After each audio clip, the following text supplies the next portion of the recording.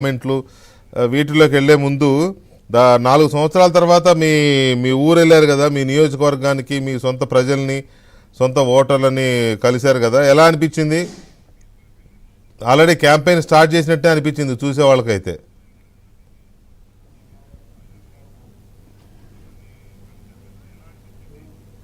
చాలా చాలా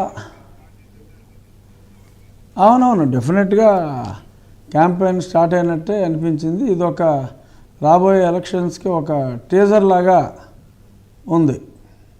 డెఫినెట్గా ప్రజల్లో ఎంత వ్యతిరేకత ఈ ప్రభుత్వం మీద ఉంది అన్నది చాలా స్పష్టంగా నాకు అర్థమైంది వెంకటకృష్ణ గారు. It's very clear. ప్రజలు చాలా ఎప్పుడు పోతుందో ఈ ప్రభుత్వం అని చూస్తున్నారన్న సంగతి స్పష్టమైంది.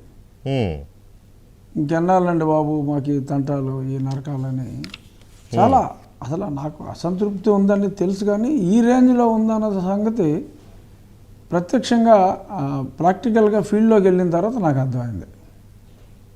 అంటే సహజంగా మీరు పార్టీలో రెబల్ ఎంపీ కాబట్టి, మీరు ప్రభుత్వంలో అధికార పార్టీలో రెబల్ ఎంపీగా ఉన్నారు కాబట్టి మీ దగ్గరకు వచ్చేవాళ్ళు సహజంగానే ప్రభుత్వాన్ని వ్యతిరేకించే వాళ్ళు, జగన్మోహన్ రెడ్డి గారిని తిట్టిపోసే వాళ్ళే మీ దగ్గరకు వస్తారు కాబట్టి మీకు అదే ఫీడ్బ్యాక్ వస్తుంది. కానీ మిగతా ప్రపంచం ఏమనుకుంటుందో ఎట్లా తెలుస్తుంది?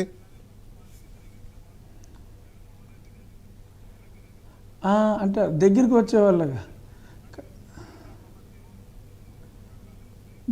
వచ్చేవాళ్ళే కాదండి. నేను ఆల్మోస్ట్ నాకు సుమారు 10:30 గంటలు పట్టిందండి. నేను రాజమండ్రి ఎయిర్పోర్ట్లో 11:15కి ఎయిర్పోర్ట్లో బయటకు వస్తే 9:40-45 మధ్య నా ఇంట్లోకి వెళ్ళా. అంటే సుమారు 10:30 గంటలు.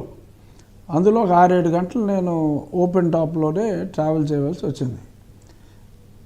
దారిన పోయే వెహికల్స్ మీద వెళ్ళే వాళ్ళు కూడా ఫాస్ట్గా వచ్చి, అంటే దారిని పోయే వాళ్ళ సంగతి చెప్తున్నాను, నన్ను చూడటానికి నా కోసం వచ్చిన వాళ్ళ అభిప్రాయాలని నేను చూడలా.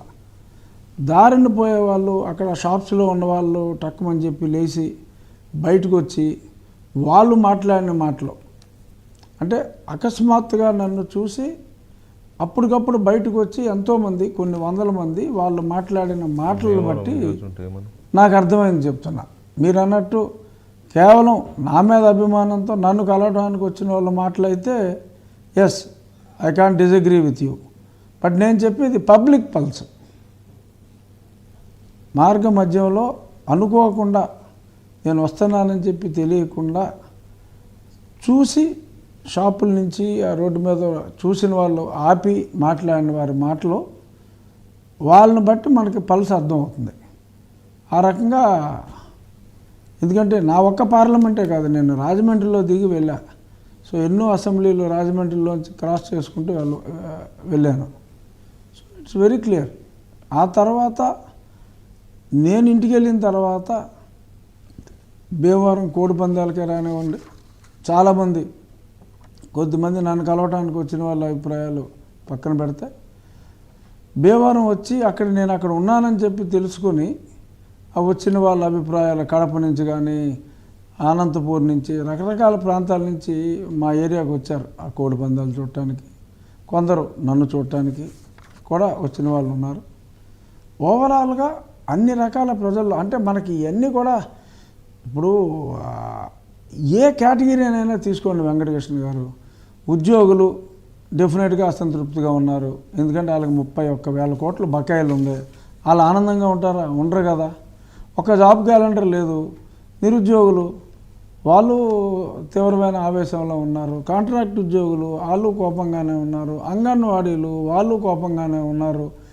ఆస్తి ఉన్నవాళ్ళు, అంటే చిన్న ఒక 10 సెంట్లు ఉన్నవాళ్ళు కూడా వీడి బొమ్మ ఏంట్రా బాబు, నా ఆస్తి మీద ఉంటే నా బొమ్మ ఉండాలి, లేదంటే రాష్ట్ర ప్రభుత్వ పత్రం ఉండాలి తప్ప వీడి బొమ్మ ఏంటి, వాళ్ళు ఉంటే పోయేవాడు బొమ్మ ఏంటని చెప్పి వాళ్ళు, అసలు నీ ఆస్తి నువ్వు తాకట్టు పెట్టుకోవడానికి లేదని చెప్పి అంటున్నారు బ్యాంకర్లు.